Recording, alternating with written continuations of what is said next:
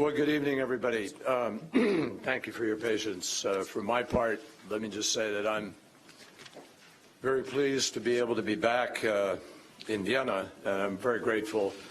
We all are very grateful to the government of Austria for its continued hospitality and for hosting this latest round of talks.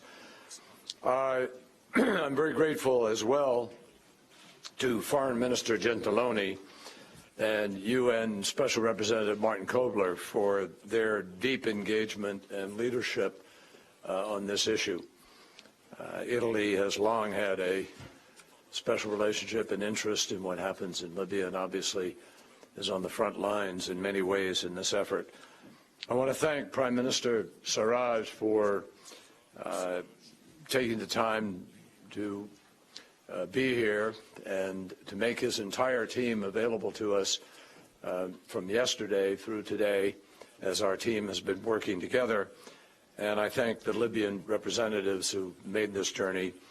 And particularly I want to express, we all want to express our gratitude to the many other foreign ministers and senior officials who came from many different countries, which is a strong statement about the international commitment to this current effort. We had senior officials or foreign ministers from Algeria, Chad, China, Egypt, France, Germany, Jordan, Italy, Malta, Morocco, Niger, Qatar, Russia, Saudi Arabia, Spain, Sudan, Tunisia, Turkey, the United Arab Emirates, the United Kingdom, the European Union, the United Nations, the League of Arab States, and the African Union. And every single one of them participated in this meeting.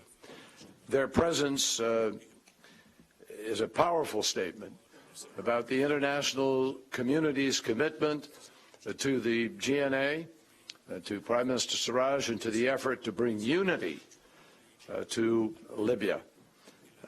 And the long-term goal of a stable Libya that is at peace with itself, which is unified and secure. That goal is important, but it is also urgent, and I think no one understands this better than the Libyan leaders who are here with us in Vienna, the urgency of resolving certain issues quickly.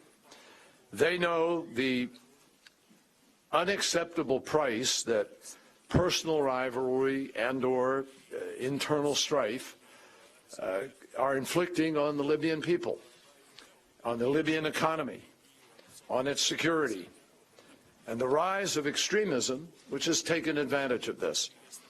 And so they are here, all of us, concerned about the social cohesion of the country and the importance of taking steps rapidly to address those concerns. Everyone has seen the hardships that are being felt by the Libyan citizens in all regions and by members of every clan and every tribe in Libya. And they have witnessed the emergence of a new threat to their country's future in the form of the terrorists who are affiliated with Daesh. As the communique that we produced earlier makes clear, it is imperative to put the international community's full weight behind the government of national accord. And the GNA is the only entity that can unify the country and address the economic crisis and humanitarian suffering. Libyan people want a government. The government is here, supported by the international community and ready to go to work. It is the only way to ensure that vital institutions, such as the central bank and the National Oil Company, that they fall under representative and acknowledged authority, and that they receive the supervision and the direction that they need. And it is the only way to generate the unity and the cohesion that is required to defeat Daesh and other violent extremists who want to pull Libya backward into thuggery and violence and a battle over ambitions of individuals who are not serving the broad interests of Libya itself, but serving their own interests.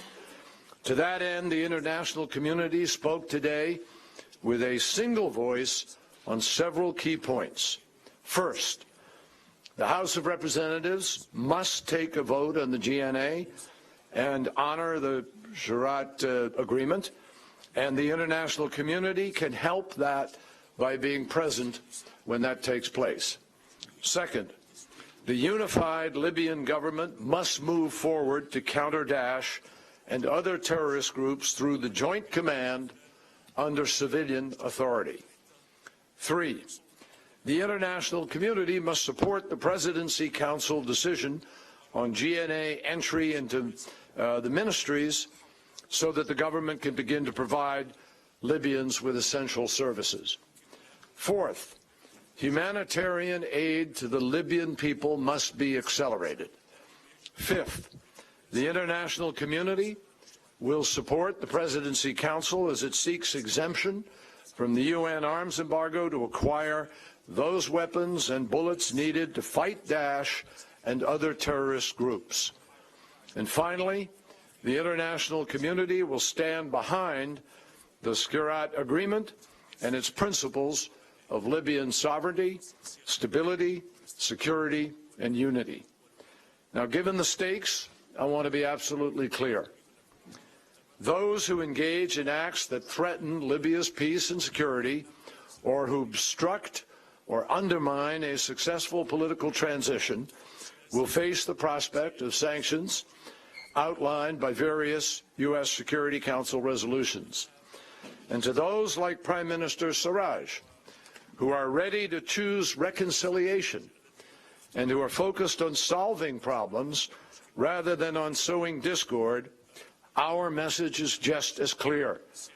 The United States and the international community represented here today and beyond will back you every step of the way. That means working hard through the UN to prepare security arrangements so the new government can further establish itself in Tripoli. It means helping to ensure that such key institutions as the Central Bank and the National Oil Company receive the oversight and the direction that they need. It means doing more to address urgent humanitarian requirements. It means laying the groundwork for sustained support in the fields of security, finance, counterterrorism, and overall governance. And it means a true partnership between the people of Libya and the international friends of Libya to see that the future of that country is one of unity, prosperity, and peace. Nearly 5 years ago, Libya overthrew a dictator. The question mark that we have to ask ourselves, even still today, is what is Libya going to look like 5 years from now? That's what motivated us to come here today and build the consensus that we have produced. Libya has an opportunity to be a safe country for its citizens, or could be a safe haven for terrorists trapped in division and chaos and beset by personal, international, and tribal rivalries. Or Libya could be a country with a functioning government, with an entrepreneurial economy, and a population that is both diverse and unified at the same time. The choices required to shape Libya's future are in the hands of its leaders, and they were here today. But they're going to need our support. And if they do their part, we are here today to say that we're willing to do ours.